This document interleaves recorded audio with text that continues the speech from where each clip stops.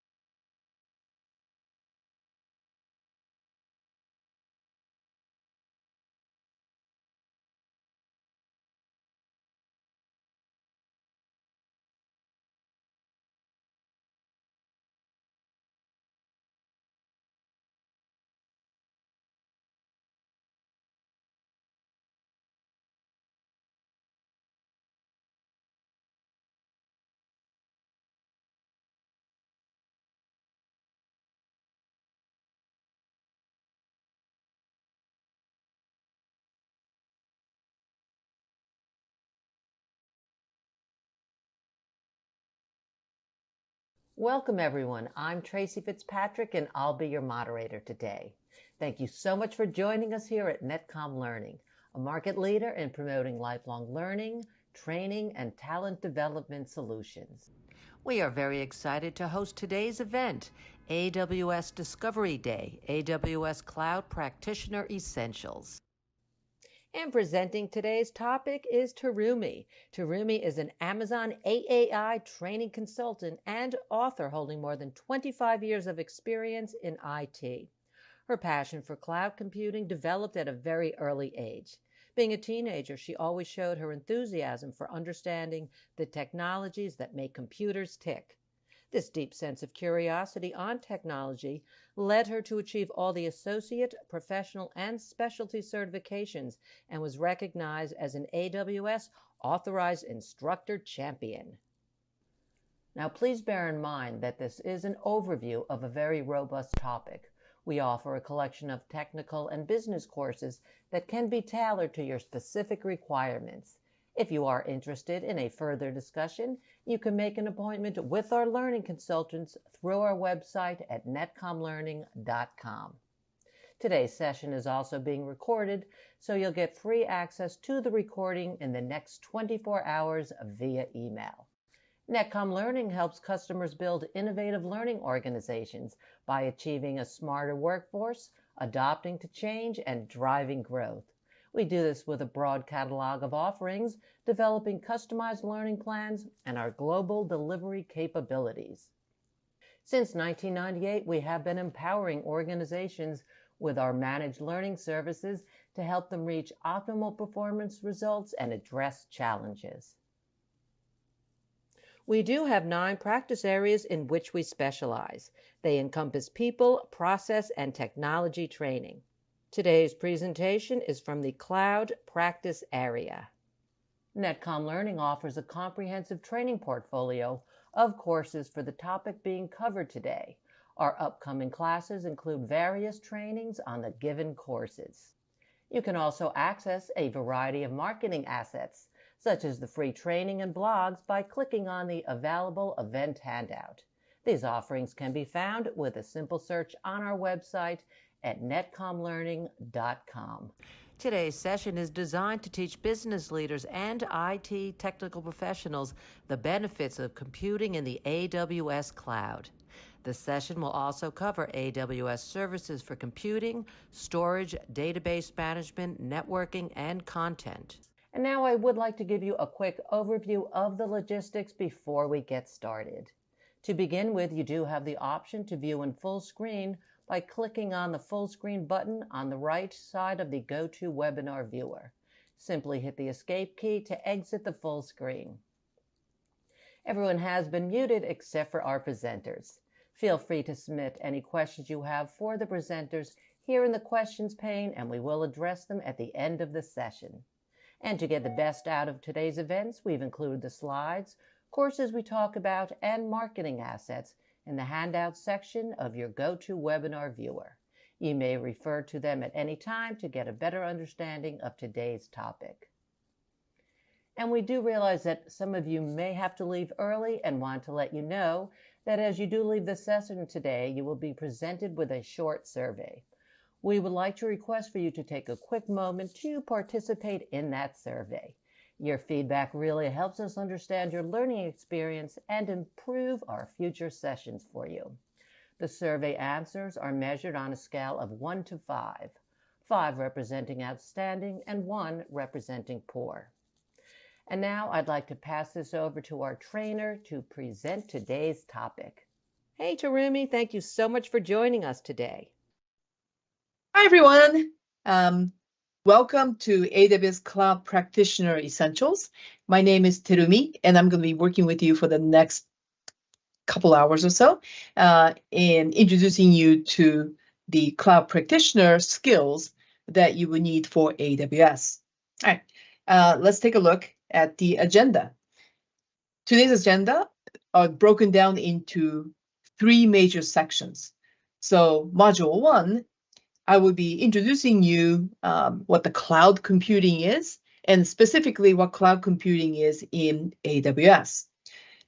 Module number 2 is to give you some overview and introduction to some prominent AWS services. Then, last but not least, Module 3 will cover security and compliance services that are available on AWS. And then we'll have a time for us to have a Q&A and a chat in the end. Alrighty, so let's get started. The first module is Introduction to the Cloud and Introduction to AWS. And there are 3 subsections here. I'll first talk about benefits of the cloud computing in general. Then we'll talk about what are some of these components that you have available to you when you are creating systems inside cloud. Then on the last part, we'll talk about something called the deployment models in cloud computing. All right, so let's get started first with the benefit of cloud computing. Okay. Well, first of all, here is a slide that I've come up with some benefits. Now, there are a lot more benefits. In fact, I think I had like 15 that I had to, cut it out. So needless to say, there are a lot of good things about going into the cloud. Now, not to say that, we do have to give a balanced view. There are some minuses as well as like anything else. But today we'll talk about the benefits, okay? And I will go over these 10 in turn. So let's go ahead and get the first one started, which is cost efficiency. All right, so let's talk about cost efficiency. So why do we get efficiency on cost when we move into the cloud?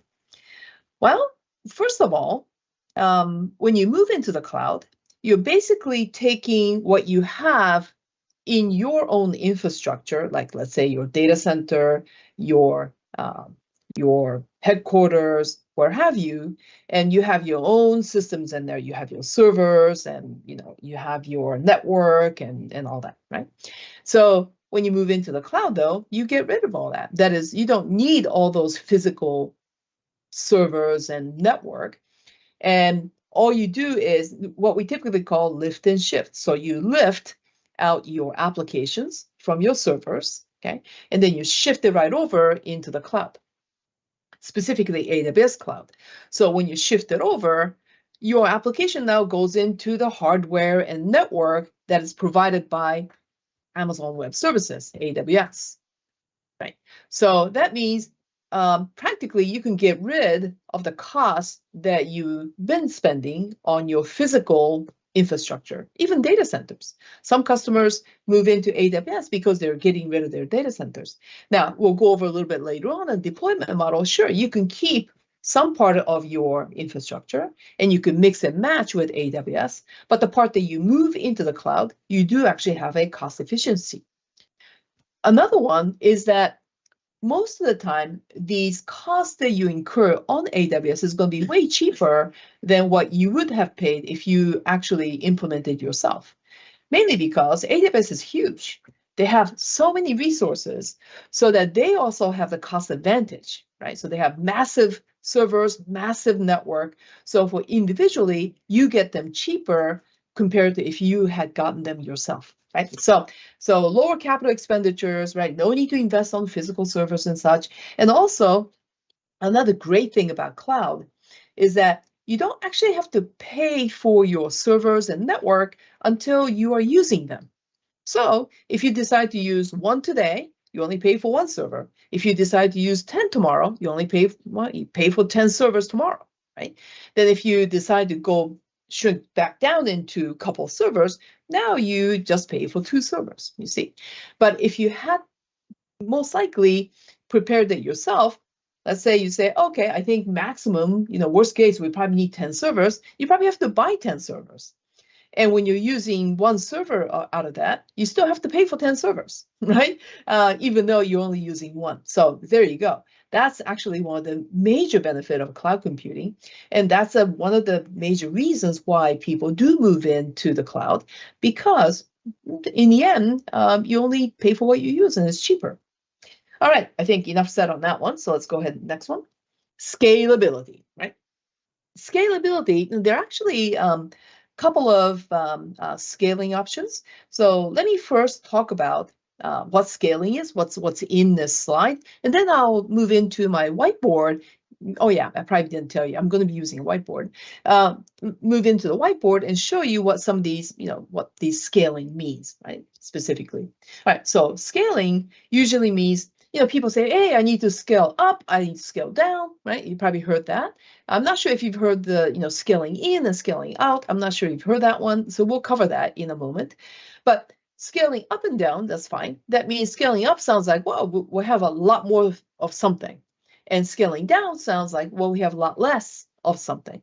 Well, yeah, so that's the flexibility. If you need more computing power, let's say you need more servers, you get more servers. If you need less servers, you get less servers. Remember, you only pay for what you use.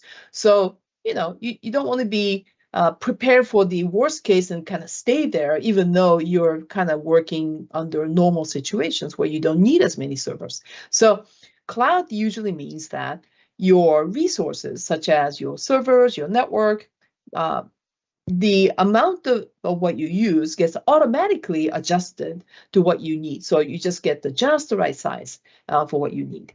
Okay, so that's flexibility, right? And then there are multiple options available in different service models. So we'll talk about the service models and we'll talk about the deployment models later.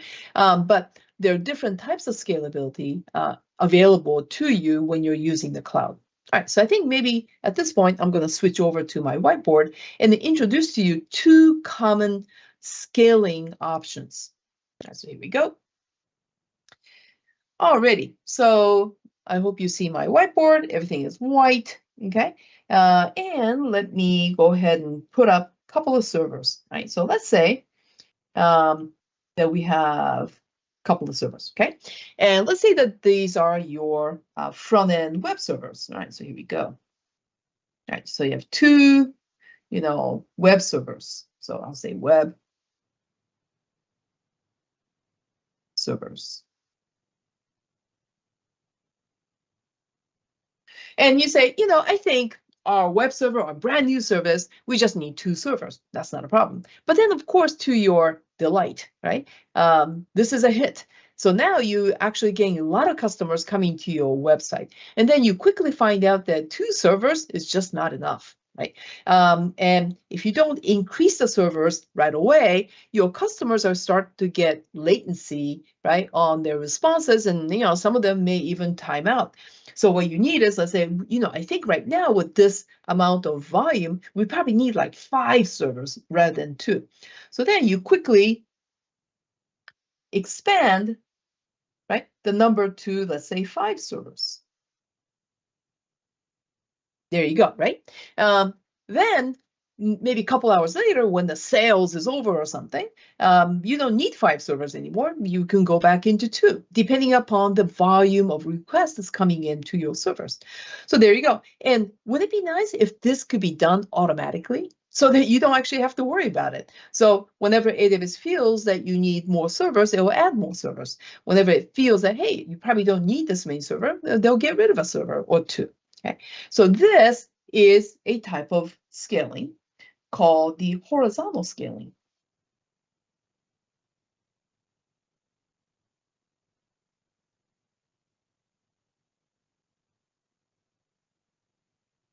And in horizontal scaling, we talk about increasing as scaling out. Then bringing back in as scaling in. Okay, so when you hear scaling out, scaling in, they're talking about horizontal scaling. And normally in horizontal scaling, you set what the minimum number of servers you think you need and what maximum you think you need. And then you're going to be somewhere in reality, somewhere between, let's say, the minimum and the maximum, right? And where you're at right now is called the desired state. So maybe desired is 4, or maybe it's 2, maybe it's 5, right? It just depends, okay? So that's horizontal scaling. And the cloud is great with this. They do this very, very well. Now, there is another type of scaling. So let me go ahead and about that one. So let's say you actually have let's say a database server. So you have the server attached to storage, okay? And this is the database of something.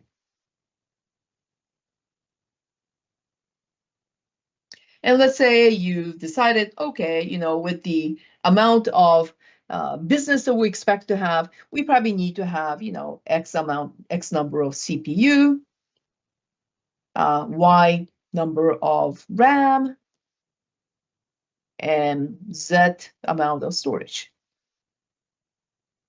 Just fill it in with whatever you think is appropriate, okay?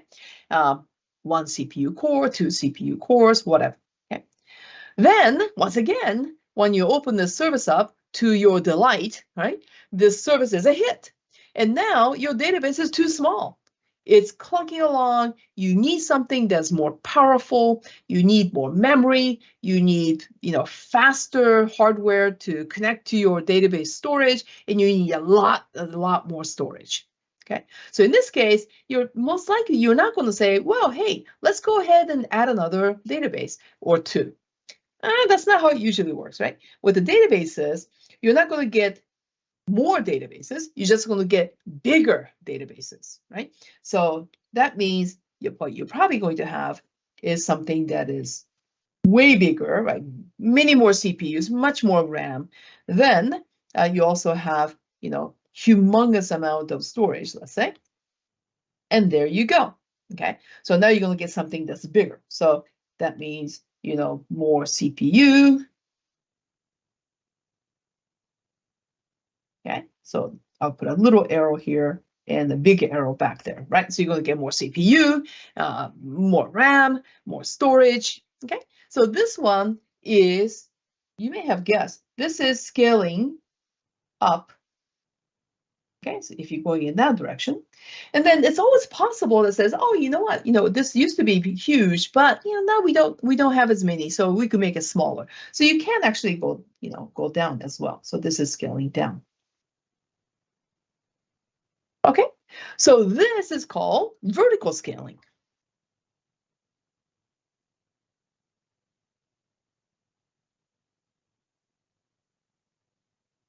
And vertical scaling tends to be a little bit more harder to pull off than the horizontal scaling. But AWS actually does this very well too. So these are two scaling options, right? So I hope now you have better understanding what scaling is all about. All right, let me go back into my slides.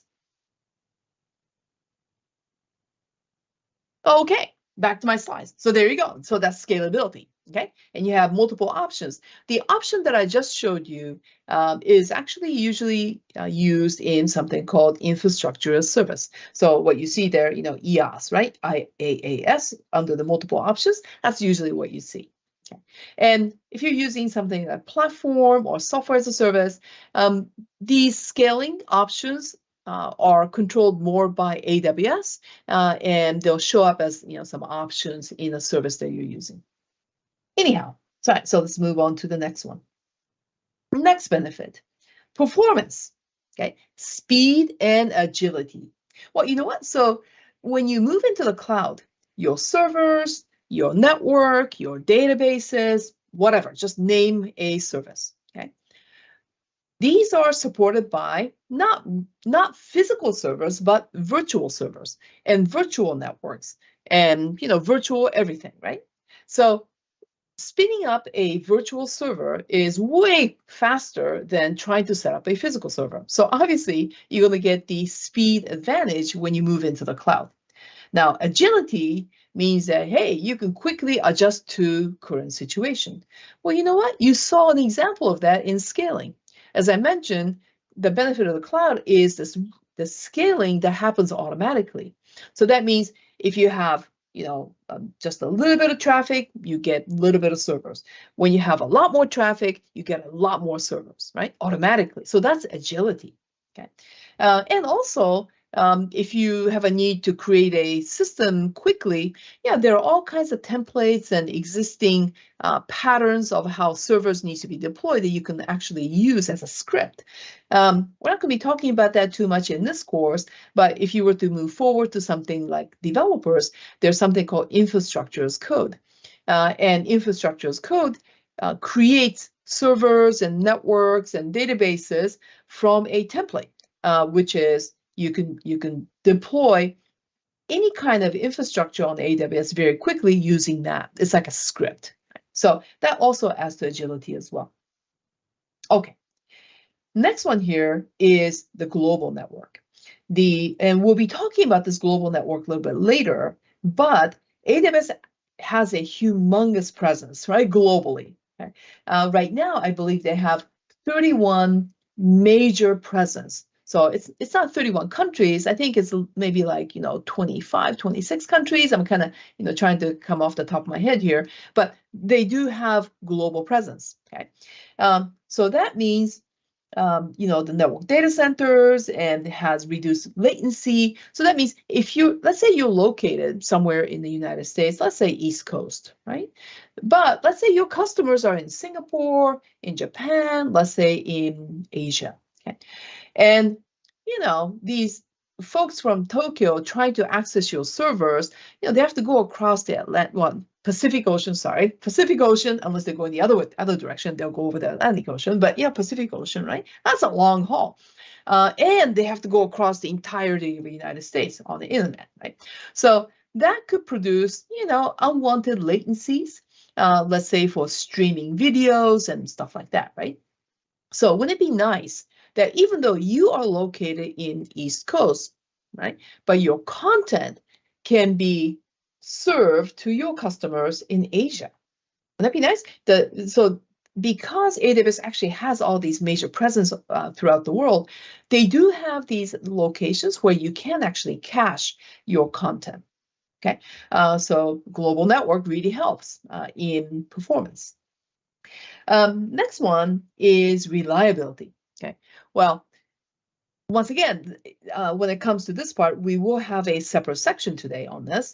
But right now, let me just say, look, redundancies, okay, in a good way. That means you got, 2 servers, 3 servers to just back up your server. That's a good thing. And AWS actually provides redundancy on many services that you use. And the infrastructure that you will be using on AWS, like the physical data centers and physical networks and physical servers, are highly, highly made available through redundancies, so that if one server breaks down, you won't probably even notice it because the second server picks up right away. Okay, so AWS actually has mechanisms to be able to survive through and help you to keep continually running your services on AWS by having all these redundancies set up. And when you have these systems that are highly redundant that can survive through a lot of these failures and any kind of let's say security attacks, for example, too, your system in the end is called highly available. Highly available means your system is available for access, even though some parts of the system may be failing. Okay, so that means high availability. Okay, so many providers, including AWS, does provide on a lot of services something called the service level agreement that gives you some idea as to how available. It's kind of like a promise, right? How available their system will be to you. Now, you do have to kind of keep in mind, though, that AWS does have lots and lots of services. So some are designed to be highly available, and some of these systems may not have a specific SLA, but they're all really designed to be highly available. And some services do have SLA, so you may want to check on that when you are using individual services. All right, next one, security. Yeah, so when you are running your own, let's say, data center, or you are managing your own systems yourself, you have to worry about security, right? There's so many incidences of companies losing customer data, their intellectual property, their important information, losing privacy, horrible, right? Because there are a lot more things out there in the cloud, and there are a lot more people who want to get at it, using illicit ways. So you do have to invest a lot on security. So security devices are not cheap, security people are not cheap, and security is a 24/7, 365 days out of a year type of job, right? It never stops. So wouldn't it be nice that you can actually offload that security, work that you would have done to the cloud? Wouldn't that be nice? Now, not everything could be offloaded. There are some responsibilities that you will have, which I will cover a little bit later on in the section, so hang on for that. But as a minimum, the infrastructure that AWS provides, like the data centers and the physical servers and the networks and etc., that's protected by AWS. AWS has spent and invested in security, and they really do have a top-notch security services and features. So they protect their networks and their resources. Hence, that means your services that are running on top of those infrastructures are also protected, that part. So investment security, there you go. And also, I'm not sure if you are specifically working with any compliance issues. So for example, I've worked in the past with customers who had to comply with, let's say, with a credit card industry's data security standard, because they use credit card to accept payments and stuff. That's like auditing once a year. Yeah, it's really, it's not an easy thing to prepare for these audits. And, some of you may have a couple of audits or 3 audits, and that's a lot of, compliance, right? Well, just because you put your services in AWS. That doesn't mean you automatically, magically becomes compliant, right? But at least the infrastructure that you're using, the AWS part, is compliant with many, many compliance requirements. And AWS, because they're a global company, they have global certifications on their systems. So, if you want to take a look at exactly which global standards that they are compliant with, that they have passed, they do provide that for you in a service, which I'm actually going to be covering later. So, but just be assured, that is, that AWS do go through auditing, third-party auditing, and they do present you with the evidence that they have complied, right? So that's going to help you a long way in proving that at least the services that you use in AWS are compliant with, let's say, some necessary compliance requirements that you may have. All right, so that's the benefit of the cloud that you don't actually have to do, right? That AWS has, done that for you in a way. All right, next one here is productivity and collaboration. Wow, so your productivity is going to go up. Isn't that always a good thing, right? Collaboration. Okay, so how does that work? Well, when you put things into the cloud, there's a feature of the cloud where your cloud resources, like your servers and your application, should be available through the internet as a minimum, from anywhere, anytime, using any common devices, like your computers and your IoT devices and such, right? That's like anytime, anywhere. Okay, so that means that's highly, highly accessible, right, from the internet. As long as you have an internet connection, you have that available. That's productivity for you, right? Because compared to, let's say, oh, I have to be on this special network, I have to be in my company, or I have to use a VPN and all that stuff, that really does kind of weigh down on the time that it takes for you to set yourself up to connect to the internet, well, or not the internet, but your company resources. But when you have it in the cloud, yeah, it's all that, a lot of those things will, you won't need anymore, right? Even though, yeah, you may still use VPNs and such, but it's going to be a lot more faster and a lot more easier, hopefully, to access things in the cloud. Okay. Now, I'm telling you all these as a general statement, okay? But sometimes when you want to enhance security, yeah, sure, you could put all those securities on there too. It's up to you. But what I'm saying is that in general, productivity is going to increase. Collaboration tools. AWS actually has several real-time collaboration tools for team members. Now, in a moment, I'm going to show you an environment called Cloud9. Cloud9 is an IDE, so it's an integrated development environment that AWS offers. Well, it's like if you're familiar with the Microsoft's Visual Studio Code, right? It's a development environment. Well, Cloud9 actually has a team development feature. So you can have multiple people working on a single set of code. That's just one example, right? So there are several collaboration tools available on AWS. So there you go. Now, next one here is automation and maintenance. Now, when it comes to the cloud, right, fast is where you want to be at. And to do everything fast, you want to be lightweight, right? You don't want to be weighed down with physical servers and such. That's why you get into the cloud. But also, you want to be able to repeat your procedures and processes very quickly without having errors. Wouldn't that be nice? So that's automation. So having repeatable processes. So for example, that is huge in the area of development and deployment. You may have heard something called DevOps. Well, DevOps is it's about increasing collaboration between developers and operations people so that the brand new piece of code can be deployed to the end customers as quickly as possible. Okay, and major part of DevOps is automation.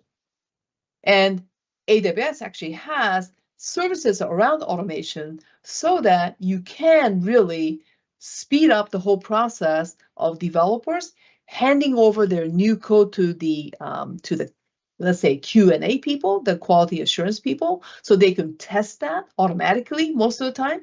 Then once it passes, automatically passes it on to the operations people. And in the extreme circumstances, the deployment of your new code can be also done, be done automatically. So there you go, automation. Also, updating systems, patching systems, and managing your servers can be done automatically as well. So automation is in when it comes to cloud computing. Next one here is sustainability, right? So remember, one of the things that you do usually when you move into the cloud is you either reduce the size of your data centers or you get rid of the data centers altogether and you consolidate right into the AWS data centers, right? So that means you're using an existing data center, you're not creating brand new data centers. What does that mean? Energy efficiency, right? Okay, because you don't have to have extra energy, extra data centers for yourself. You can use the one that's already existing. So you're not adding to the problem, so to speak. Okay. And resource utilization. So because cloud is more of a shared environment, all the AWS customers are sharing AWS's existing servers and networks and databases and such, right? So that means that you are maximizing the usage of existing resources. Okay, so you're not wasting by buying a brand new server somewhere. You can always use the server that's already available in the cloud. There you go. Okay, it's great for sustainability all the way around. Innovation. Now, this one might be a little hard for you to kind of grab hold of. Like initially, when people told me, yeah, you go into the cloud and you could do more innovation, I said, well, how is that true? Okay.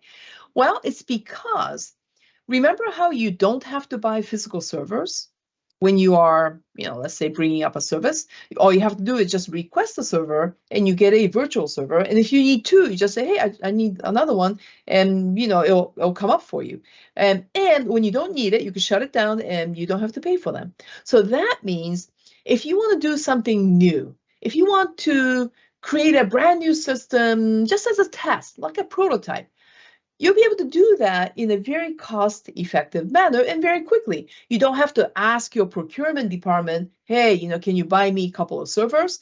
And you have to kind of wait for the approvals to go through and for it to be ordered and for it to be delivered. You don't have to do all that, right? You just go into just access AWS and go click, click, click. And yeah, you're going to have your server right there. And then when you're done, you can just go ahead and shut it down and you won't be charged for it. So it's a lot more easier as a process for someone to try something new, just to try it out. And AWS actually has something called a free tier. So on some services, you can use them for free for some period of time. So, if you take advantage of that, it's practically free to try something new. And that will fuel your innovation and experimentation. Okay. And I'm not sure if you've looked at any other of my webinars, but I do machine learning as well. And just think about machine learning. Like, what does it take to do machine learning? And well, what it takes is very powerful computers and systems and lots and lots of resources, and they're called algorithms and models and all that stuff. And if you're trying to do that yourself, yeah, it may be pretty cost prohibitive. Okay, but on AWS, these things can be done just like what I just mentioned. Start small and maybe somewhere around the free tier or something very, very nominal. Then once you know that that's exactly what you want and that's what you want for your business, then you can just go ahead and scale that out or scale that up, whichever scaling you do, and make it production grade. Then, hopefully by the time you have this big implementation, you'll have incoming revenues from that service too. So you should be able to pay that, for those services.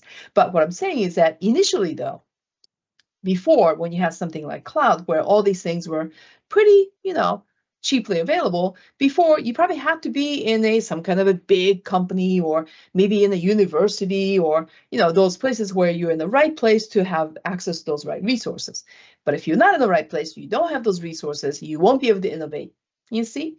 And this is actually called democratization of technology, because all these high technology that used to be prohibitive for usage for regular folks like myself, now they're all available to you for you to check it out. So there you go, right? Innovation is a huge, huge part of the benefit of the cloud computing. And last but not least, let's talk about disasters, right? Okay. So as I am talking to you right now, there was actually a major disaster that happened like yesterday, pretty close to where I live. So I live in Hawaii, and there's an island in Hawaii called Maui. Well, Maui had this major, like a wildfire disaster where I think like 100 homes were burnt to the ground, and a very, very, prestigious historical area was like burnt down. Okay, so I heard over the radio that these businesses, everything is gone. Okay, well, imagine something like that happening. It says, okay, I had a data center there. Of course, Maui doesn't have a data center, but just pretend. Yeah, we had a data center there, and you know what? It just like burned down to the ground. Okay, so were you prepared? Did you have another data center that, that just in case that you knew that something like this was going to happen? And you say, wait, are you kidding? We've never had that kind of fire in Maui. That location has existed for hundreds of years. Okay, so no, we don't have a backup for that. And imagine having an entire data center backed up. That's a lot of cost. And if you're a small business, that's going to be kind of a lot of cost that you probably don't have. Okay, well, that's going to be a total different story if you are in the cloud computing. Because as I mentioned, right, AWS actually has like 31 major presence where they have a bunch of data centers on each of those 31 locations. And you can take advantage of them. And you say, okay, so, I'll have the data center that I'm going to be using, let's say in, West Coast. But I'll have a backup just in case in East Coast, or maybe even in, let's say, Asia, right? So any place you choose, as long as, from your company's policy that you can move your data outside, let's say, the United States, you got to be careful with that, okay? So although these locations are available globally, you have to be mindful of what your company's policies are about taking your data outside from, let's say from the US, if you're a US company, or if you are, let's say, I have a lot of customers that's in Japan, and, they have some strong policies about not taking Japanese customer data outside of Japan, right? So, but, putting those things aside, from technology perspective, yeah, you could use almost any one of those other presence that they have, AWS has, and make your backup there. And you can have your backup not active, so you don't have to pay for it. But when something does happen, you could just bring it up, right? So in a matter of minutes, you'll have your business back and running using a data center that is undamaged. You see, unfortunate things do happen, things do break, but you want to have your system available nonetheless. And disaster recovery, you're going to have much more options with a very cost-effective options on top of that. So there you go.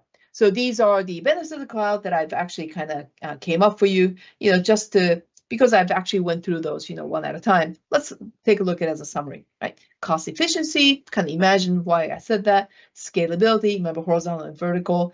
Performance, right? Scaling is part of that performance too. Reliability, because AWS is huge, right? It has huge presence. Security, remember how much security costs, and AWS does a lot of that. Productivity and collaboration, teamwork, right? And also you can access these resources very quickly. Automation and maintenance, remember cloud, it's all about automation. Sustainability, sure, you're not wasting resources, we're sharing resources. Innovation, democratization of technology, and last but not least, disaster recovery. Okay, so there you go. I hope now you have some ideas as to if somebody says, hey, why would you ever want to move into the cloud? And said, oh, let me give you a list, right, of all these things, and I have more. All right, so let's go on to the next subject, shall we? So we're still in module 1. Now let's talk about understanding various cloud computing components. Okay, so that's a pretty generic statement, okay? And I could take this, many ways, but I'm going to take it to the most standard way, standard cloud computing components. And you know what? I'm actually going to show you a demo, okay, on how all these things come together. So let's go and take a look at this slide that I have, right? Understanding various cloud computing components.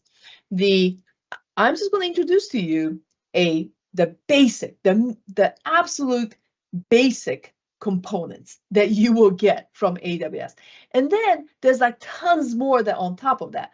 But you know, a lot of us actually start with these three, compute, storage, and network. Okay, so let me show you what that looks like pictorially on my whiteboard. Then I'm going to show you how that works in actual AWS. All right, so here we go. All right, so let me go ahead and get back into the whiteboard. I hope you see the whiteboard. All right, so remember that was vertical scaling. Remember that was horizontal scaling. There you go. All right, so now here we go. So now we're talking about resources, okay?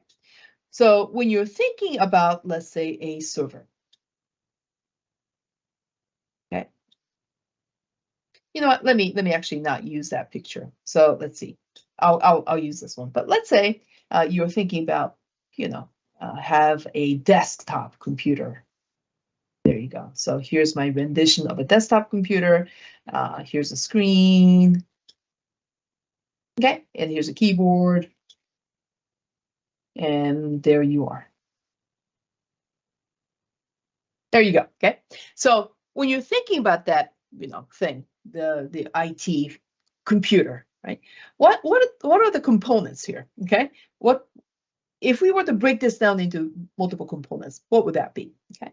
Well, one, so I'm going to use a cloud lingo here. Okay. So one is called the compute. So that's one component. Okay. So you may say, well, what in the world is a compute? Okay. Is that a computer? No. Compute is a component of this, you know, like a server. Okay. But it consists of CPU.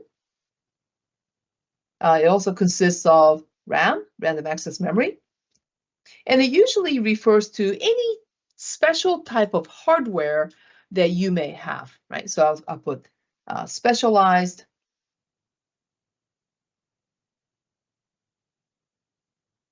hardware.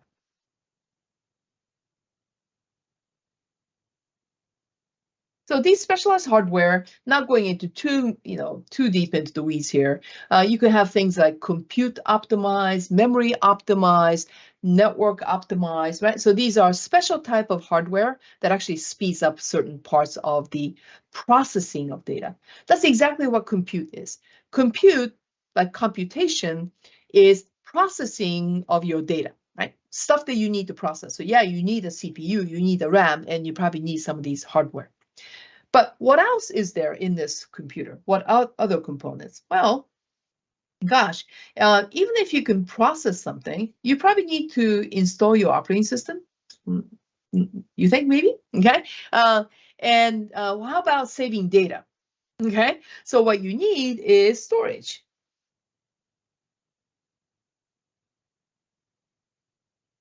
Right? Kind of makes sense, right? And you know, this laptop or whatever usually has storage already, you know, built inside it. Okay, but some systems have storage connected, you know, via some kind of very fast fiber network, and so that. So there are different types of storages. So let me kind of make a list of some storage that's actually available through AWS. So one type of very, very common storage is called the block storage. So block storage is sometimes referred to as a volume storage.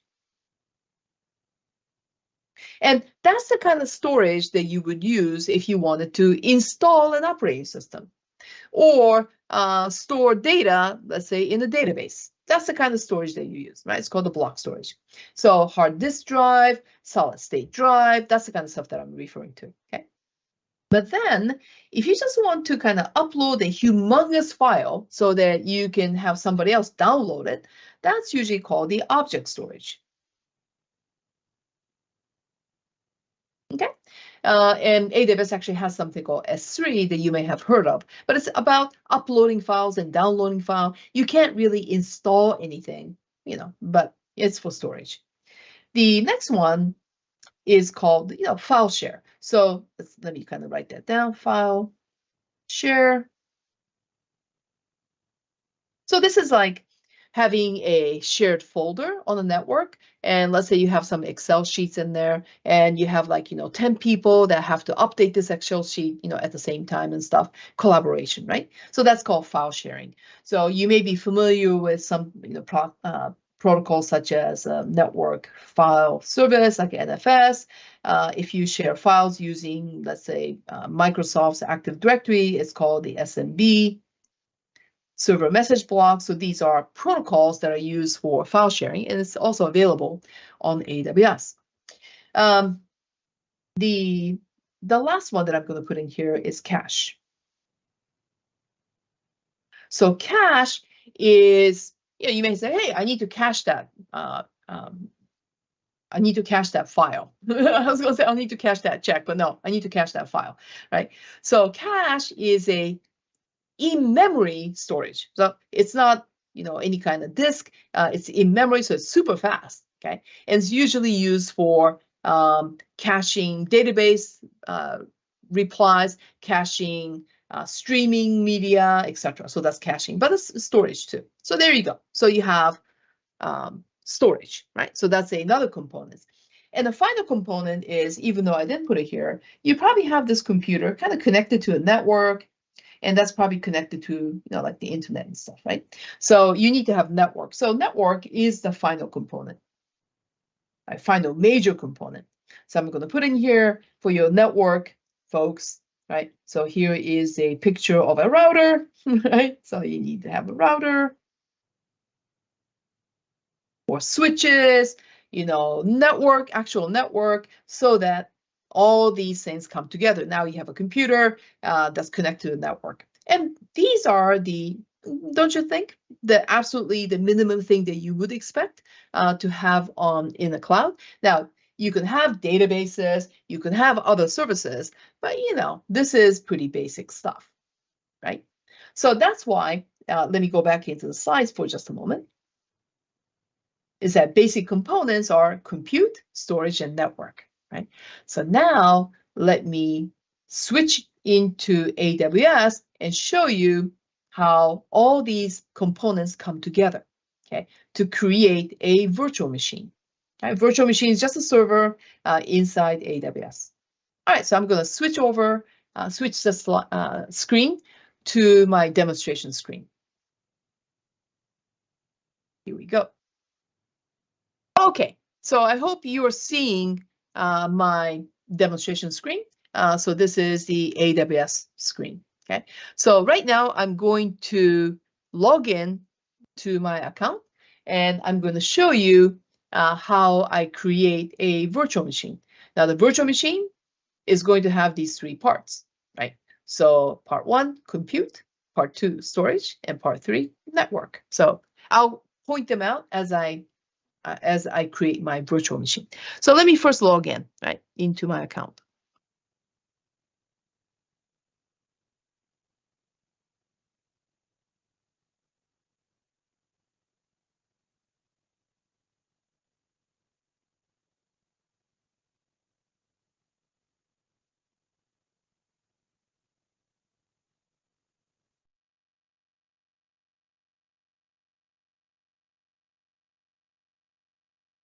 Okay, so I'm in my typical screen for AWS.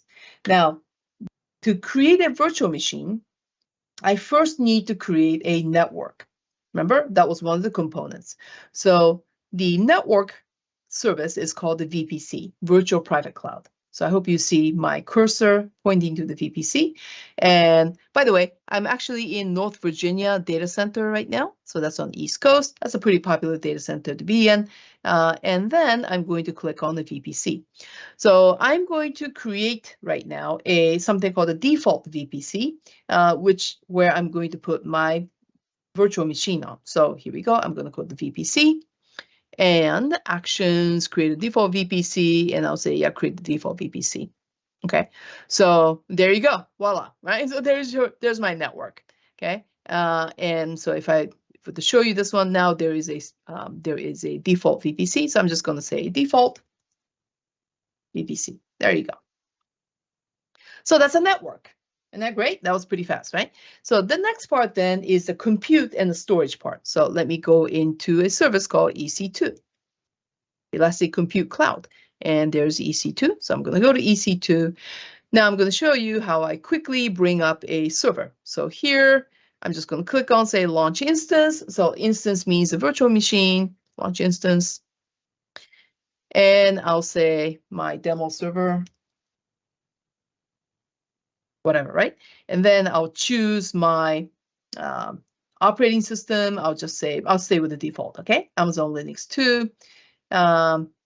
And the actual instance type. So this is where I decide how many CPUs, how much memory, right? So I'm going to pick a very small one here. It's a 1 virtual CPU and 1 gig of memory. Okay, so there you go, right? So that's the compute part. Then I'm just going to, this part right here, I'm just going to go with the default. So the network setting is, this will select the network that I just created, okay? Because there's actually only one network. So you notice where it says default VPC. So that is the VPC that I just created. So I think we're good to go. And let's say launch instances. Here we go. And this will take maybe, I don't know, maybe 30 seconds. So let's take a look at the view all instances here. So you'll now see my demo server attempting to come up, right? Right now it says instance state is pending. Well, because the virtual machine has to be created, the operating system has to be installed. By the way, while we're waiting for this, right, there was one part that you probably didn't see, okay, which is, hey, what happened to storage? Okay, well, storage was actually, there was a default storage setting there, okay, but there is a storage. If I go to the storage tab, AWS actually did allocate a volume storage, right? So that's block storage. It's called EBS, Elastic Block Store. So yeah, that's there too. So now I've just actually created for you a virtual machine with the compute and storage and the network, okay? So right now, let's see if this machine is running. Let's see the general, let me go back to the general tab. And it looks like the tests were okay. Let's see, I think. So let's see here. Let me go back to the instances. Let me take a look at the instance. Status check. I think it's still, yeah, it's still initializing. So this usually takes maybe like a minute. It just depends on, how big the operating system is. This one is not that big. I'm not doing anything special. So it should come up in a moment. And let's go ahead and kind of hang in here, okay? And when it comes up, I'll show you that it's actually is working, okay? So let's see here. Initializing.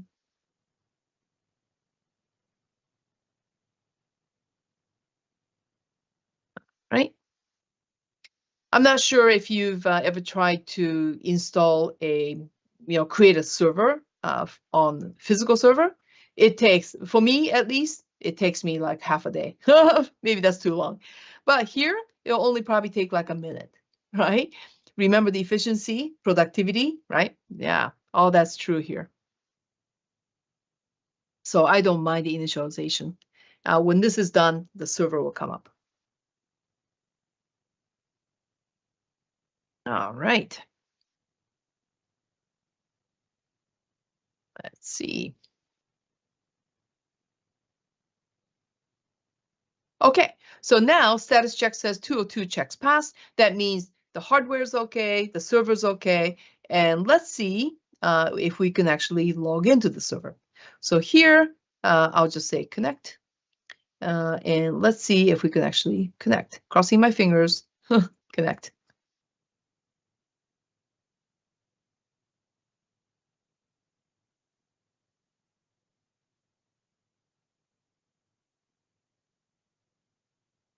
Okay, so there you go. So now I'm connected.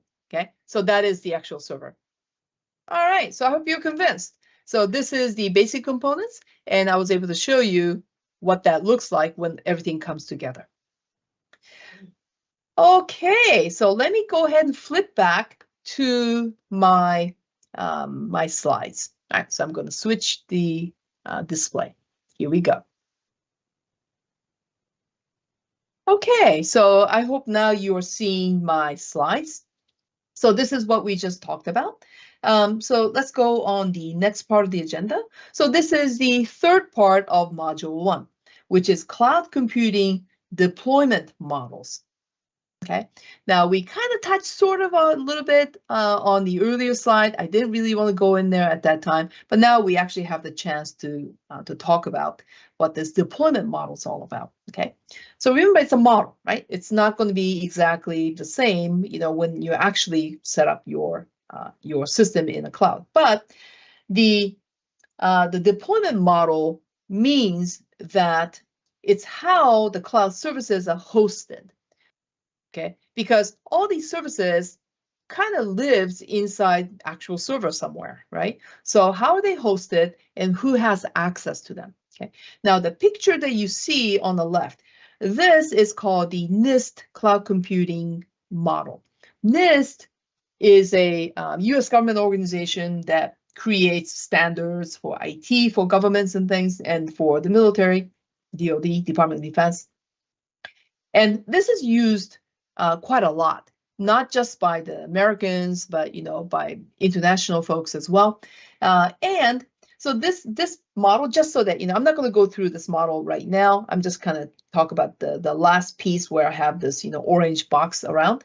But when you have a chance, take a look at it because this, I believe, is a very nice, concise model of cloud computing in general. Okay, but anyway, I'm just going to grab hold of this last part of this bottom piece that says deployment models, right? Remember, this is how cloud services are hosted and determines who has access to them. Okay, so here we go.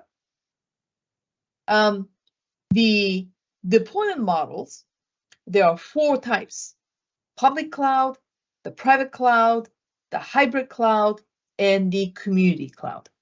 Okay, now I do have slides on each and every one of them, right? But rather than kind of showing you these slides, I do want to kind of show you my whiteboard as how I usually explain these. Okay, so here we go. Right, which may not be how how you may see on other slides elsewhere. So if you think about cloud, remember I told you that everything is shared, right? So let's say that there is a physical server in AWS. Okay, so this is a physical server.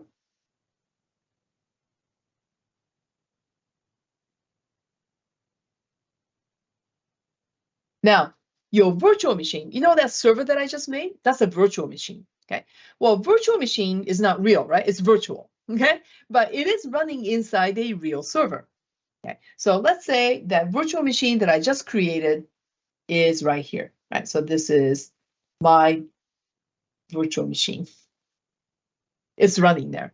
But you know what? This physical server actually have other people's server there too, right? So you may have a bunch of other folks. So maybe there's like, another server and another server, right? Like, okay, so I know the green one's mine, okay? But who's this? And who's that is running inside the same physical server, okay? Well, AWS is a public cloud vendor, right? So it provides public cloud. Public cloud means that we share AWS resources with the public, right? With anybody. So you have no idea who that is. You have no idea who that is. But the way AWS sets it up is that, but it's okay though, because we protect your server. You won't even notice that there are other people in the physical server. But if you kind of stand back and look at it, the reality is that you are sharing resources like physical server and physical network and stuff like that right? So let's say this is a physical network. You're sharing with some bodies that you don't know, okay? But there are, of course, AWS customers. That's basically what a public cloud is, okay? So you're sharing with the public. That means anybody, who has accounts in AWS, right? Possibly, okay? So that there are some options though, but I'm just kind of really making a generalization here, okay? There are options where you don't have to share the hardware, but it's really, really expensive. But in general, people do share hardware, and you share with people, other AWS customers. So here I'll just put other AWS customers.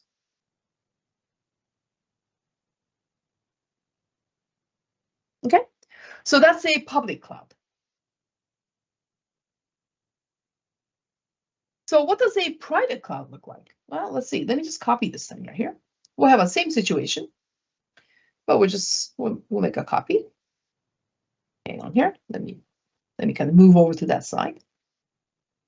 Okay, so now this one is going to be an example of a private cloud. So here we are. Let's just erase that. Private cloud. So you still have a physical server, you still have a virtual machine, and you still have people that you are sharing with, because it's cloud, whether it's public or private, okay? But the question is, who are those folks that's right next to you? Well, it's not going to be anybody, right? It's going to be somebody from your company.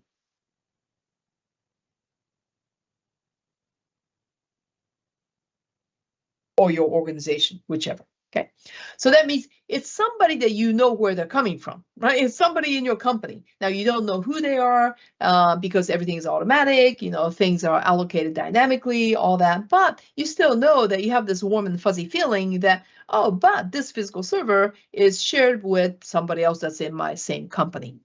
Okay.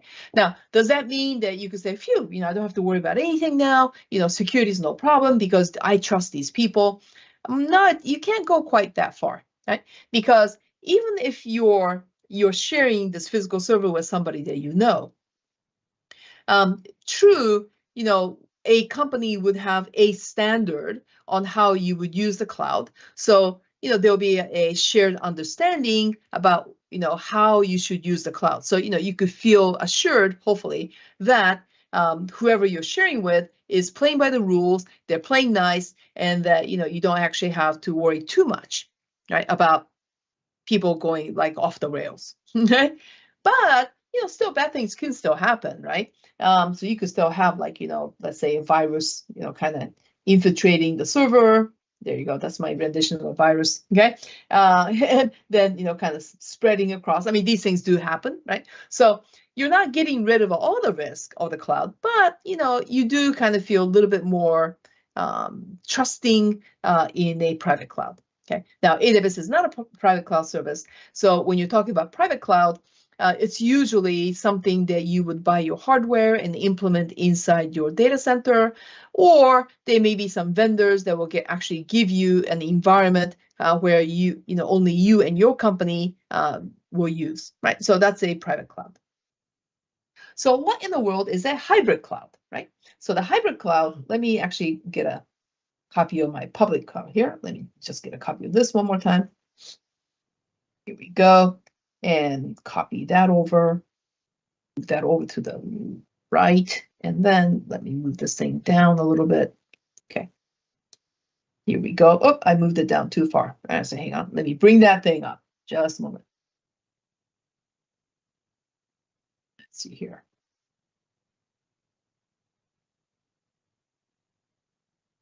Okay, the physical server part got left behind, but that's okay. All right, so hybrid cloud then is that when you have connectivity, that is integration between the private cloud and the public cloud. There you go. So that is a hybrid cloud. That kind of makes sense, right? Now, in the AWS world, this, and also if you have, let's say, your data center, which may or may not be cloud enabled. Let's say this is your, what we usually like to call on-premises.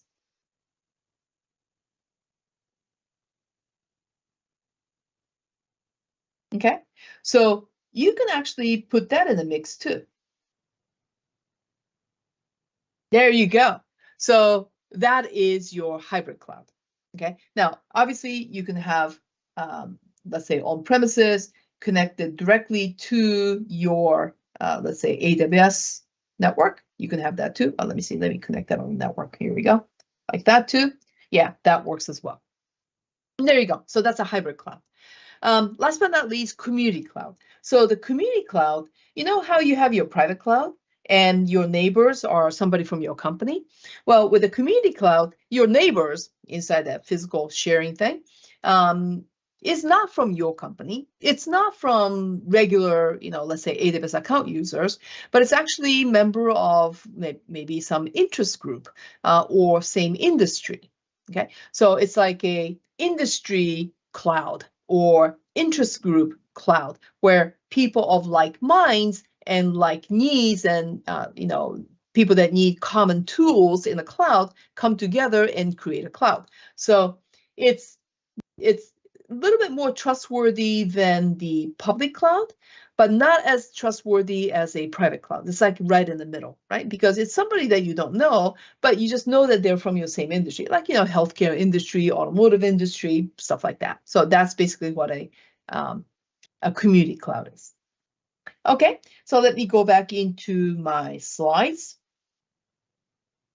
Alrighty then, so now you actually have a picture of how I usually describe what the deployment models are. Let's take a look at the actual description of each, right? So these slides, hopefully you have access to them after this webinar, so you can go back and take a read at it. But I have the definition on each and every one of them, right? So I'm not going to go over the definition, but the access here is available to the general public or large industry groups, so that's public cloud. Okay, it's cost effective. That's why AWS as a public cloud is a very cost effective, solution.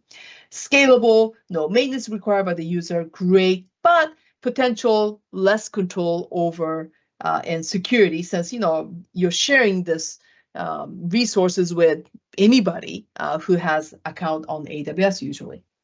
The private cloud, you have greater control for security because look, it's customized cloud solution just for your company, right? But the con is it's going to be more costly because chances are you have to set these things up yourself. So you're not going to be able to get rid of, most likely, the data center, although there are some options that will allow you to get rid of the data center at the same time. But still, private one, it's going to be a little bit more costly than the public. Then you have the hybrid cloud. So now you have the best of both worlds, public and private, and you have the worst of both worlds, right? You have the pros and cons of both, right?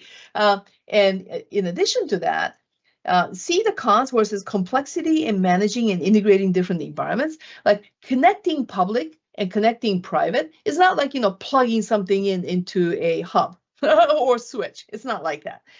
It takes a little bit more effort. It likes more technology.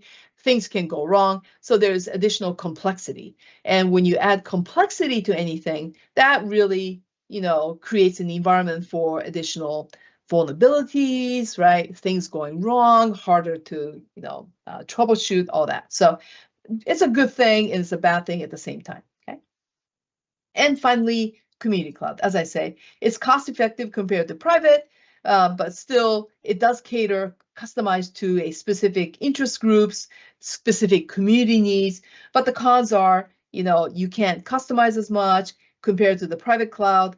And compared to the public cloud, you still have risk of not knowing exactly who you're sharing your resources with. There you go. So that is the end of module 1. So you know what? Let's go ahead and take a little bit of short break. Thank you. We are now going to take a 5-minute break, but before we do that, we are going to launch a quick poll that we want to invite you to participate in. Doing so helps us know how we can better serve you by telling us who might be interested in more information or in taking some additional training.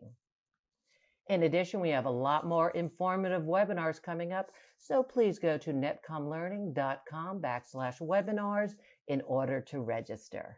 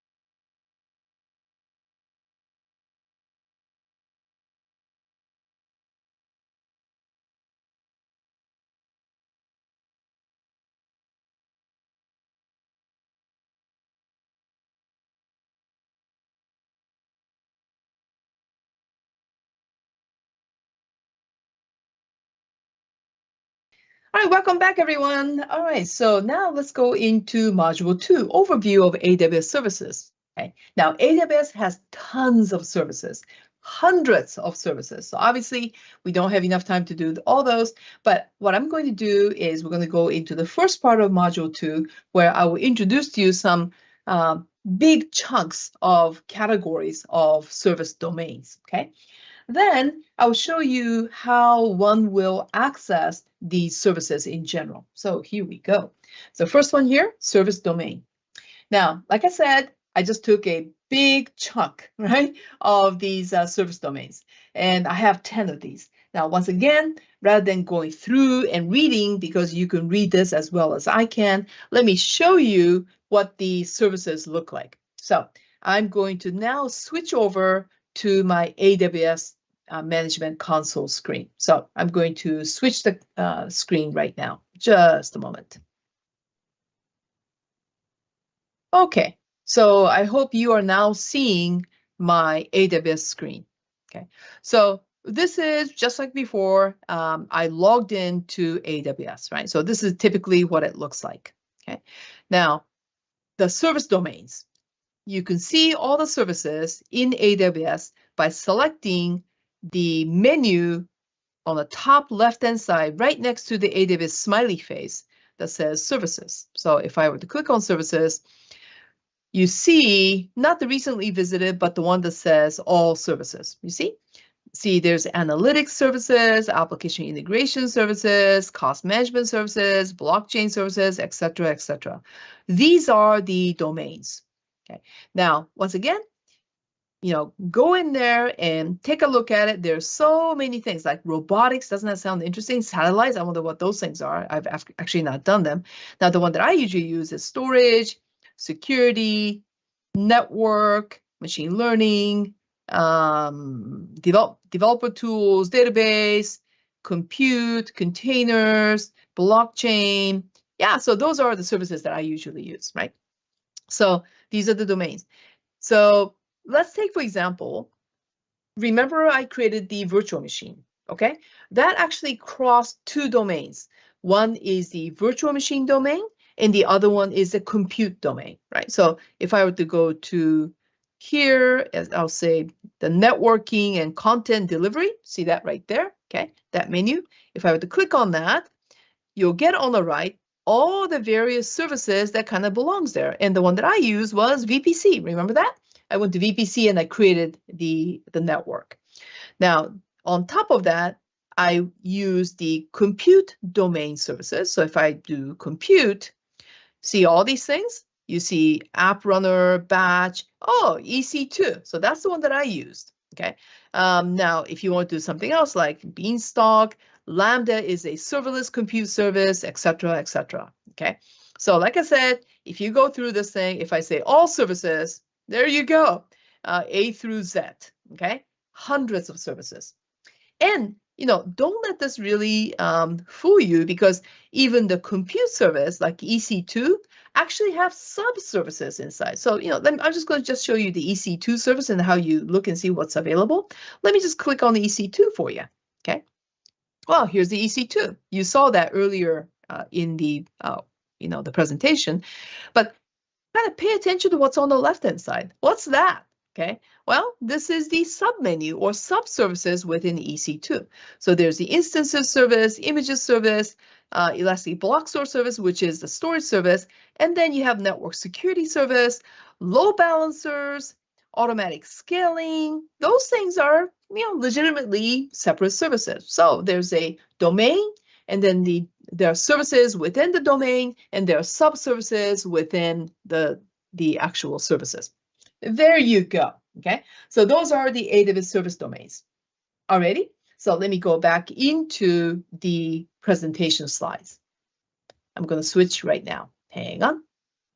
All right, so I'm back on my slides. So there you go, that's the one that I chose for you. I have the compute, storage, and network. Remember, those are the critical, foundational services that I mentioned.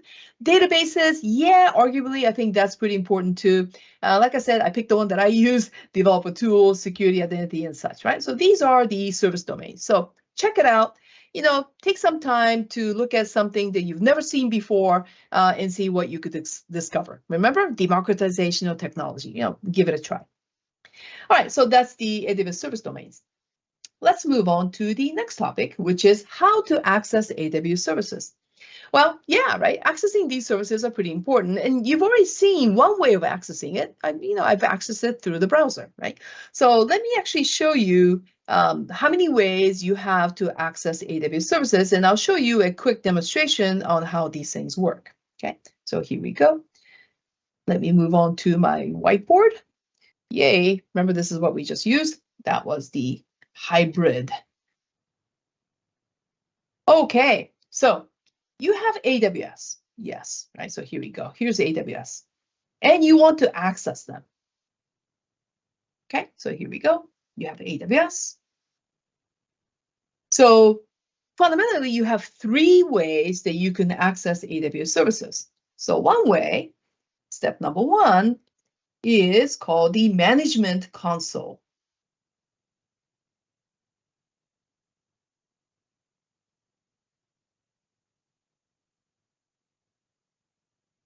So that is the web browser access that I use. So there you go. There's a web browser.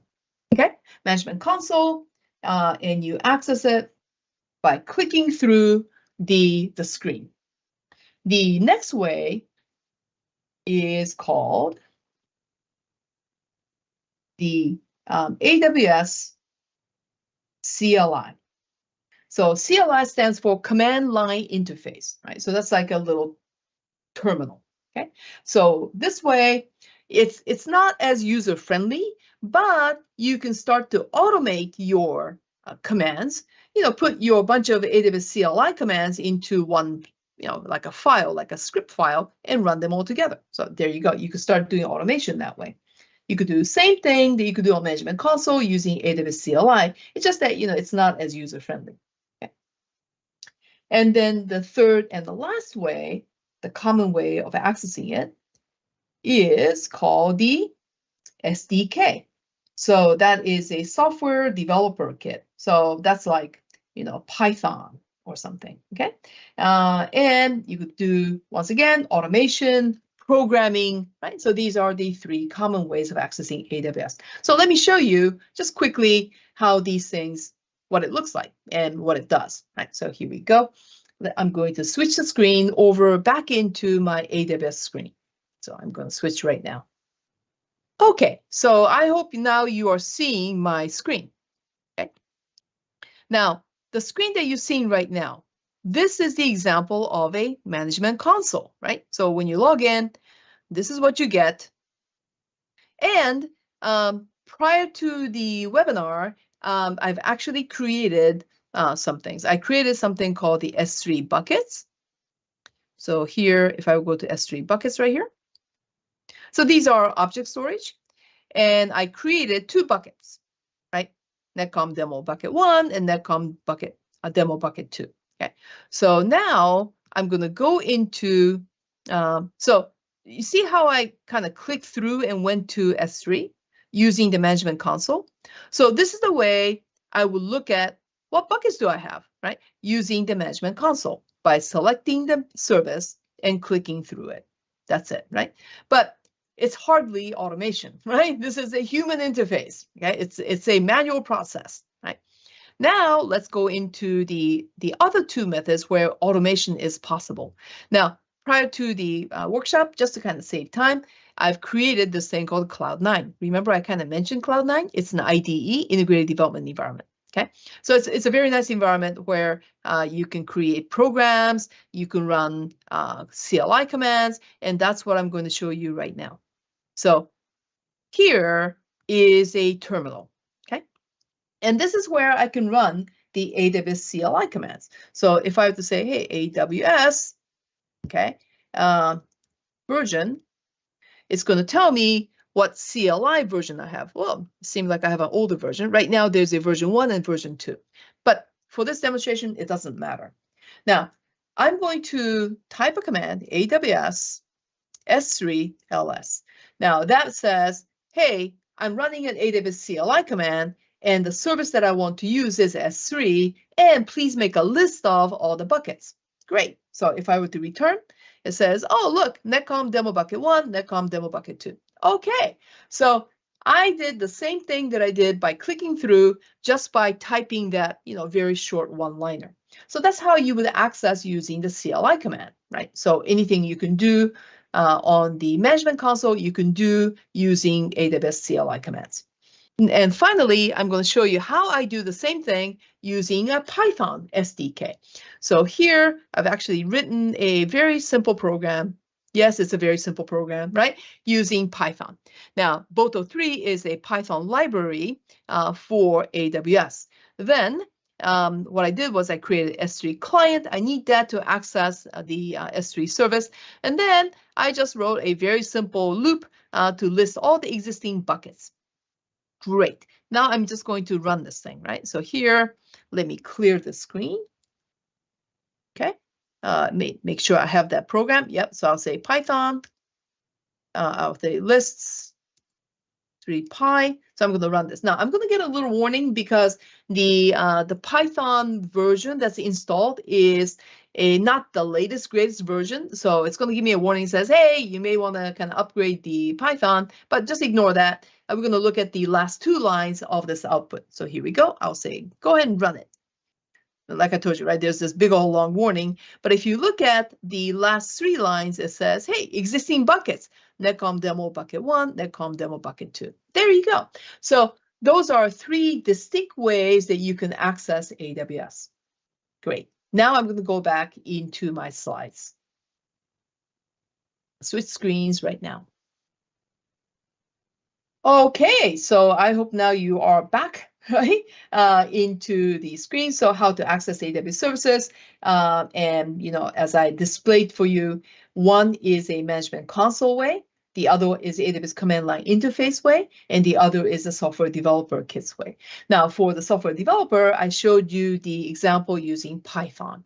Now, I believe there's around 5 or 6 other languages, such as Java, .NET, and others. I think Golang is in there too, that you can use for software development kit. So there you go, okay? Choose whatever fits your needs, okay?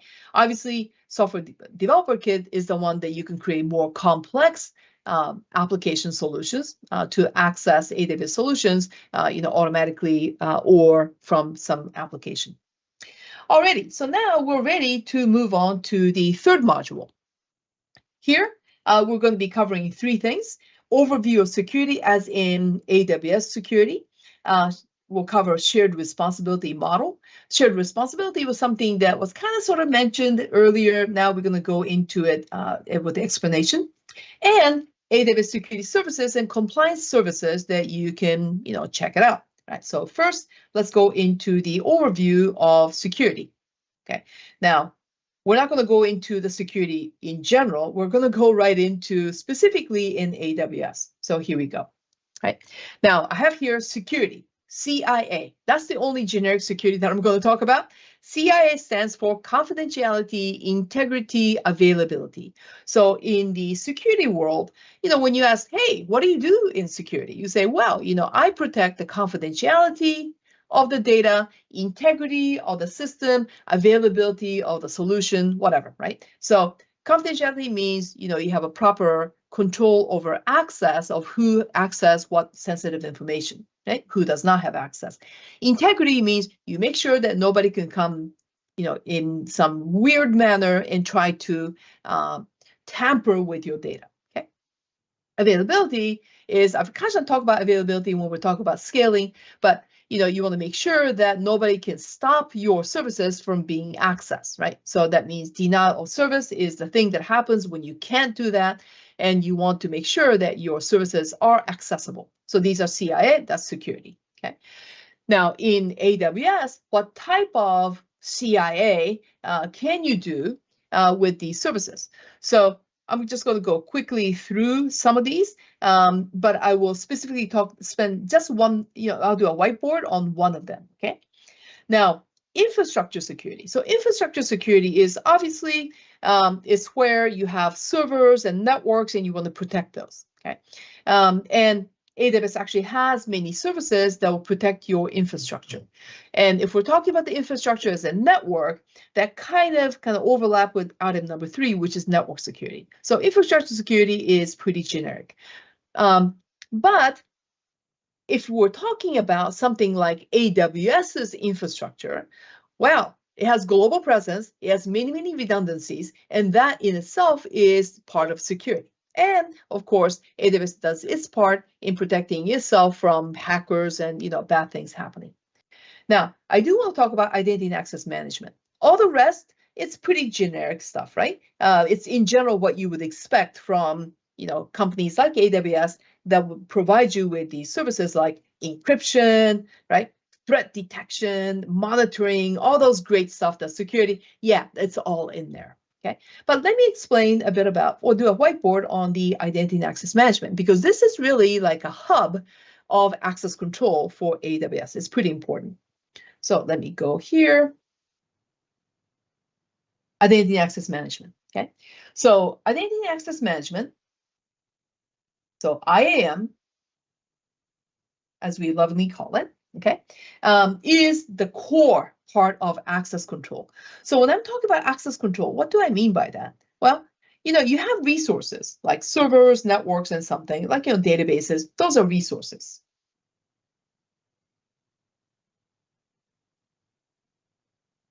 Right? Then you have people who's accessing them. Now, it could be a person, like you accessing a server. It could be an application accessing something, something that's doing the accessing. And these are called principals.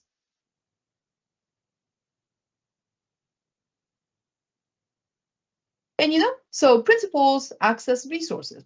Kind of makes sense, right? But if you don't have anything in between, then you can't really control who has access and who doesn't have access. So normally in access control, you have this, intermediating factor. It's like a filter, right? Like a security filter. And instead of saying filter, let me say security monitor, which will do filtering.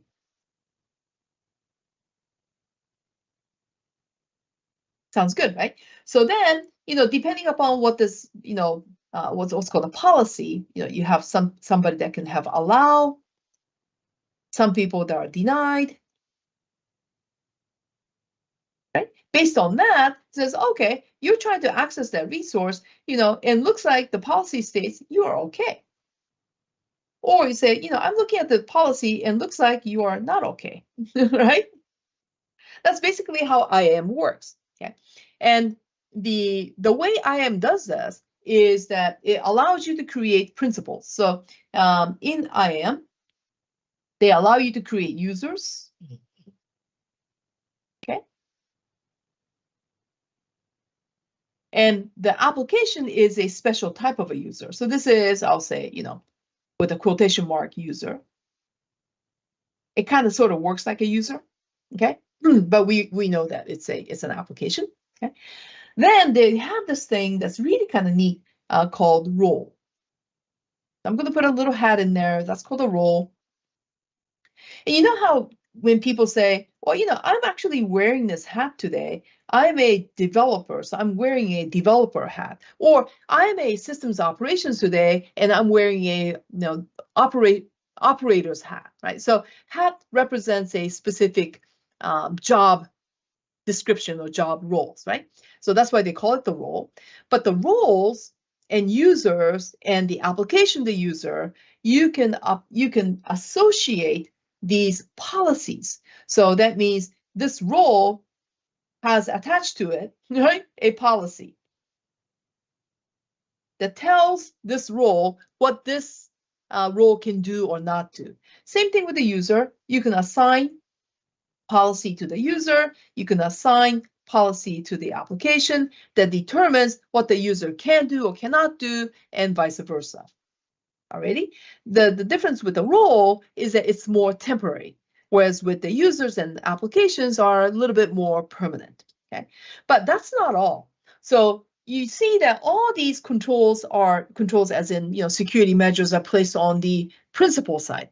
Well, that's not the total picture because the resources have something to say about that too, right? The server has the right to say, well, you can access me or not access me. S3 service has a, right to say, well, you think that you have access to my files, but you don't because I have this policy that says I deny access to you. Okay.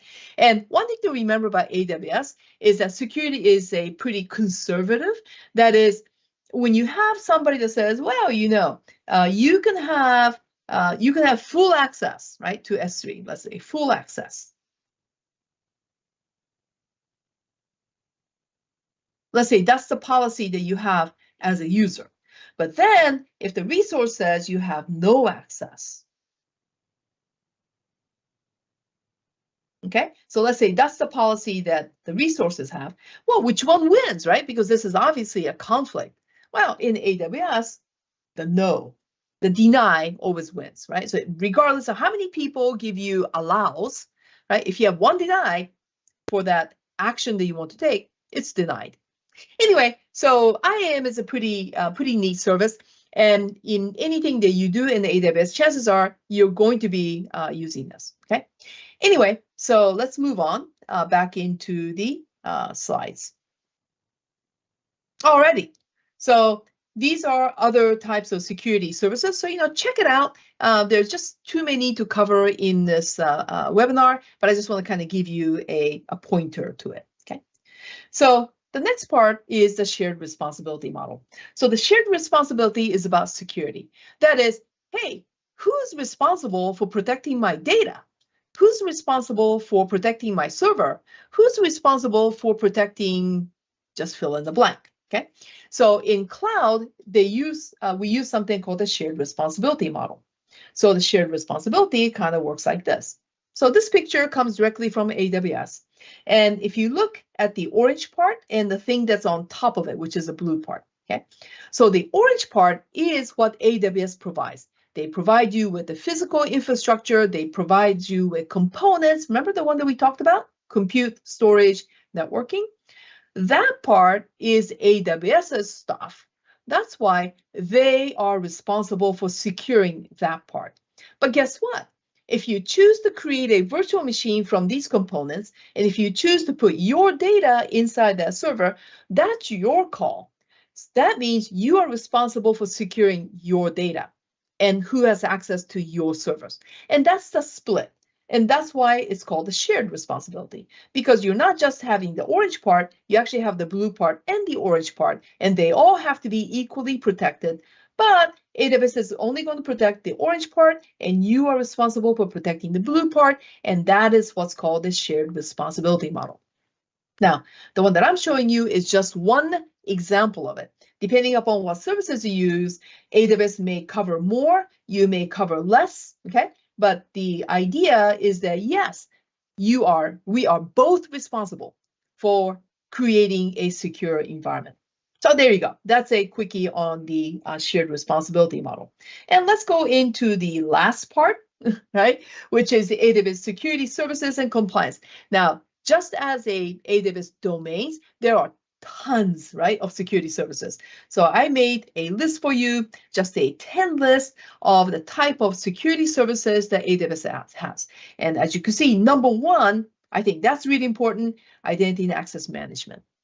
Okay, now there's something called guard duty, that is a threat management. AWS Shield is a DDoS protection. Amazon Inspector is a vulnerability scanning service, etc., right? So check it out. They have tons of security services. AWS does really this service, really a good gamut of services that you can use. Now, but it's up to you to use them, okay? But it's available. Now, if we go into the compliance service, compliant to security governance rules and such. Now, the one that I want to kind of highlight to you is the AWS Artifact. AWS Artifact is a place that you go to in AWS service where you find out what compliance certifications does AWS have. right? So if you have to report to your bosses as to, well, AWS is compliant in blank, you want to go to the AWS artifacts and find out, what the status of that compliance is. And there's other ones, and the one that you may want to check it out is something called the AWS Well Architected Framework, and this is where AWS provides you with a best practices on how to use AWS. And there's actually a one pillar called the security pillar that you may want to check it out. So, well, architecture framework, security. Okay, all right. So that was it. All right. So sorry to go a little quick on the last part here, but AWS obviously has plenty of options. You just need to put the parts together and create the service that you are looking for. All right, so that's all I have for you as a content. So now I'm open to your questions. Thank you, Terumi. That was very informative. I know everyone is looking forward to the Q&A session, so go ahead and start putting your questions into the questions panel. And now I'd like to give the presentation rights over to Remy, our vendor manager, to introduce our promotions and webinar-related courses. Thank you, Tracy, and thank you, Jeremy, for this insightful session. I believe everyone must have learned something new today or would have been able to brush up their skills around the fundamentals of AWS Cloud. I would quickly like to take you through some of our hand-picked resources, which we think will immensely help in accelerating your AWS Cloud scaling journey. Well, this document here of sharing on my screen, this has been shared with you all in the handout section of GoToWebinar panel. You can download this document and access all the resources and browse all the offerings we have curated for you. So first up here is the list of our recommended courses, which we feel will best suit your learning journey after attending our masterclass. All these courses are hyperlinked. Feel free to go through them post-event and check out the course descriptions, prerequisites, and the value it can add to you and your team's skill sets. Additionally, we have curated a blend of resources, including our upcoming and on-demand events, as well as informative and educational blogs. You can make the most of these resources to gain extensive knowledge on the AWS topics they cover. Next up, I am thrilled to introduce the AWS Skill Builder, a dynamic learning center featuring over 600 digital courses crafted by AWS experts. I'm sure most of you must be aware of AWS Skill Builder. What is unique about this platform are the engaging game-based learning experiences. So through AWS Cloud Quest and team-based competitions on AWS Jam events. If you're hearing these terms, Cloud Quest and Jam events for the first time, I would highly recommend you click on this button and you go to our AWS Skill Builder page. I'm sure you will be amazed to see what all the Skill Builder has to offer. They have set of these gaming experiences in practical real world scenarios, which makes it so easy to understand concepts, technology, and processes. And it makes it so interesting for the learner. And for organizations, it saves a lot of time on employee skilling and ultimately enhancing the efficiency and productivity. As someone at Netcom who values continuous learning, I'm confident that AWS Skill Builder will be a game changer for any organization looking to upskill their workforce on AWS technologies. I encourage you to explore the diverse range of digital courses and experiences it offers. You can simply, as I said, click on this button right here, learn more, and you can explore more about the Skill Builder and the pricing aspect of this. Moving on to the next offering.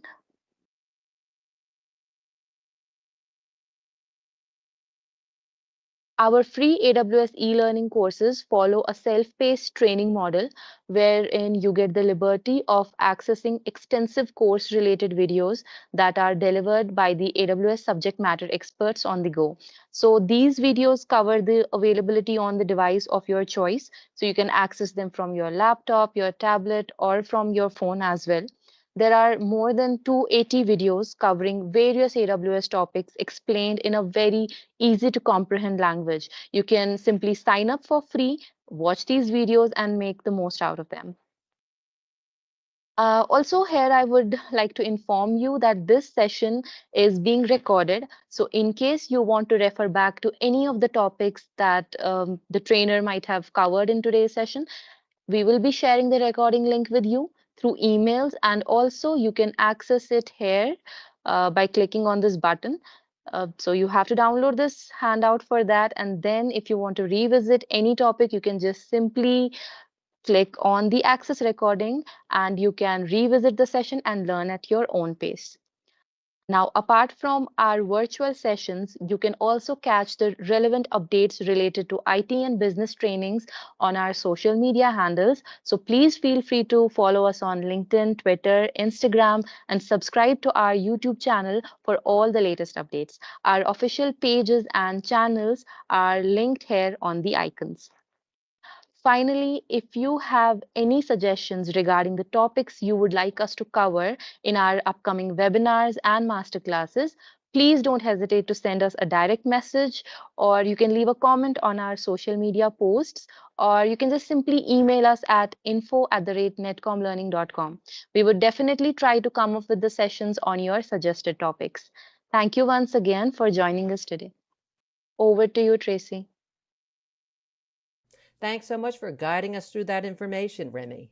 And now we're going to go ahead and jump right into our question and answer session. Is multi-AZ deployment more expensive? Okay, well, thank you for asking that question. That's a great one. Not too many people have asked me that. So let me answer that question for you. So multi-AZ is a best practice design pattern, okay, that AWS has. So availability zone, even though I wasn't able to cover this in the workshop, each of the regions, that's the locations where AWS has its presence, is composed of multiple zones called availability zones. Now, these availability zones are usually 3 to 20 miles apart, and each availability zone has multiple data centers. So it's a way that AWS actually creates redundancies, right? So if you have, let's say, flooding, let's say on one area, then hopefully 3 to 20 miles away in another availability zone, these data centers are not suffering from the same flooding incidents, right? So that's the availability zone. So the best practice is that when you're creating, let's say, a network with servers, the best practice is to create 2 servers. That is one in one availability zone and another one in another availability zone, so that if one availability zone were to go down, that you still have your system running because you have another server, a backup server, so to speak, in another availability zone. Okay, so that's what a multi-AZ deployment is. So then you kind of think about it and say, okay, so what are the options? Do you do multi-AZ or not do multi-AZ, right? So if you don't do multi-AZ, then you have your server running in one availability zone. So let's say you're paying for one network, one server, one storage. Okay, but if you do multi-AZ, let's say with 2 availability zones, now you have 2 servers, 2 storage, 2 network. Okay, so what do you think the answer is? Right, so the multi-deployment is more expensive. Yes, it's doubly expensive. Not exactly double, but it's close to being double. But with that cost, you are buying comfort in knowing that you have high availability. So you have to realize that security is not free. Okay, security is not free, and if you want security, you do have to spend more money, and it's up to you to decide if that increased expense is well worth the money. I hope that answers your question. Is direct connection highly available by default? Okay, so thank you for that. So Direct Connect is a special way that you can connect to AWS services, especially for companies with data centers or have some special need to access AWS in a more secure and more reliable fashion. So how do we access AWS in general? Well, we access it using the internet, right? But internet has issues. But sometimes internet is fast, sometimes internet is slow. You worry about security issues in the internet, kind of name a few, right? So maybe companies may say, okay, to access these generic AWS services, internet may be okay. Maybe we can even use VPNs over the internet. But can we do something better? Do we have more options? And one of the options is to use this service called the Direct Connect. Now, Direct Connect does not use the internet to access AWS services. They use fiber connections, dedicated fiber connections, and users, customers will connect to a intermediate location called Direct Connect, buildings or the services. Then from the Direct Connect location, it has direct connection to AWS. So it's like a two-step process. You connect into the Direct Connect, and then the Direct Connect location it's called co-location facility. But then the co-location facility will connect into AWS. So from end to end, it is a private network, fiber, very fast. Okay. So that's Direct Connect. So the question then is, hey, is Direct Connect highly available by default? So availability is one pillar of security, right? Remember, confidentiality, integrity, and availability. Okay. Now, it's actually, let me kind of preface by saying maybe yes or maybe no. Okay. So because if you look at one way and say, well, it's not an internet, it's a fiber connection. So then you say that is more highly available than the internet. Okay. Remember, availability means you can access the systems even though there may be some fault conditions. So with the internet, it may not be as reliable as Direct Connect, right? But what happens if let's say electrical work comes and cuts the fiber by mistake? Well, okay, so now you don't have availability, right? Okay, so if there's damage to that network, then you don't have any connection. So whenever you use Direct Connect, the best practice is to always have a backup. Maybe you have a second physical Direct Connect connections, or you have a VPN which goes through the internet, so that if your Direct Connect goes down for some odd reason, that you are still able to access AWS by using the internet method. So in this way, there is no backup, right? It's not available. The high availability in this sense is not available by default. That is, it's not built to withstand somebody damaging the fiber connection. Okay, so from that perspective, the answer is no. All right, so I hope you understand the nuance of how I answer that question. So in one way, yes, it is more reliable, hopefully, than the internet. So it will be highly available by default because it's not the internet. But no, because it's not going to give you a redundancy in Direct Connect by default. You would have to purchase additional Direct Connect connections to create a more redundancy in the connection, or by additional Direct Connect, or also have a VPN as a backup. How can we back up the EC2 machine? Okay, great. So thank you for asking that, because it's really important, right, to be able to disaster recovery backup, or any type of a backup that you want to do, right? So there are several ways that you can actually back up your EC2 machine. So the very quick way is that you have to understand that the EC2 is a virtual machine, right? So if you have a virtual machine, how do you usually back up a virtual machine? Well, you do something called a snapshot. So there are facilities to take a snapshot of your EC2 machine, whereas what the snapshot will do is it will make a copy of the hard disks that are attached to, right, or the block storage that is attached to the EC2. So that would be the disk that has your operating system in it, and perhaps the disk that has your data in it. So if you take a snapshot, there you go, you have a backup. Okay, but when you take a snapshot, it's always a full backup, right? And sometimes maybe that's not what you're looking for. Maybe what you're looking for is a incremental backup. So, maybe you just want something that, in addition to the backup you did earlier, all the changes that you made, right? You just want to back up those small incremental changes, okay? Or something called incremental backup.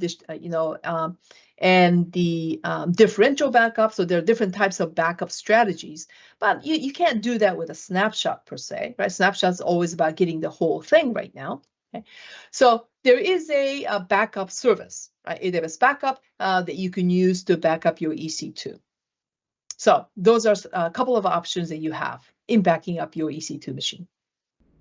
Which is a better option for container orchestration, EKS or ECS?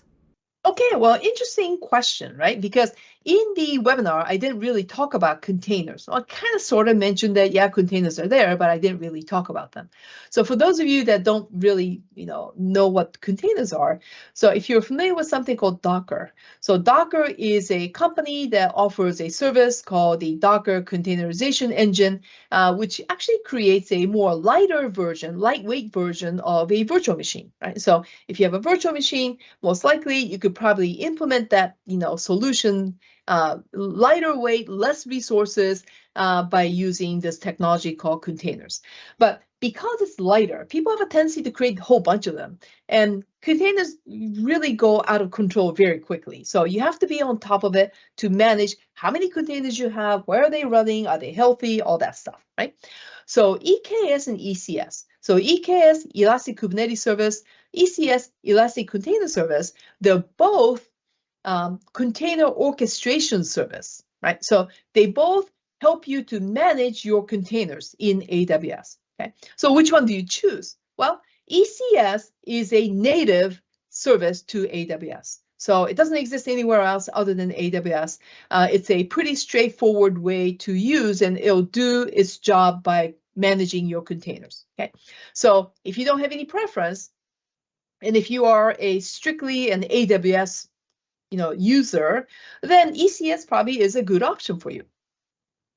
But people have been using containers way before, chances are, before they move into the cloud, right? Maybe they were using containers on premises. In that case, how did they do orchestration? Well, more likely, they were probably using this orchestration service called Kubernetes. Now, Kubernetes was originally developed by Google, later made into open source container orchestration service, okay? So a lot of enterprises are using Kubernetes. And Kubernetes you can use on AWS or any other cloud vendor. So it's a vendor neutral service that allow you to manage containers. So Elastic Kubernetes Service is an implementation of that Kubernetes inside AWS, right? So which one do you choose? Are you already using Kubernetes? If you're already using Kubernetes, I think it just makes a common sense that you use Elastic Kubernetes Service, because there are always learning curve to learning how to use Kubernetes and how to use ECS. So if you already have the expertise and the investments in using EKS, I think it's just pretty straightforward way, use EKS instead of ECS. And if you're also thinking about using multi-cloud, that is not just AWS, but other cloud services at the same time, then Kubernetes, once again, is going to be a good option because you can use Kubernetes on these other cloud vendors as well as in AWS. So one reason why you would not use Kubernetes is because, hey, you're strictly AWS and you have no preference. But another reason why you may want to think about ECS is that EKS is pretty complex. It's pretty deep, okay? There's so many options. It does have a learning curve, and you do have to put in the time to invest in training people how to use EKS, okay? So those would be some reasons that you may want to apply when you're choosing EKS or ECS. I hope that works for you. Once again, I want to remind you that as you leave this session today, you will be presented with a short survey. We would like to request for you to help us by taking a quick moment to participate in that survey.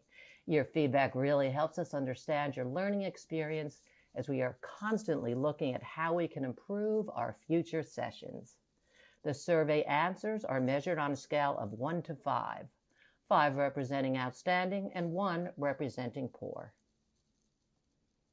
We want to thank all of you for joining us today, and if you do come up with any additional questions, feel free to send them to webinar@netcomlearning.com at any time.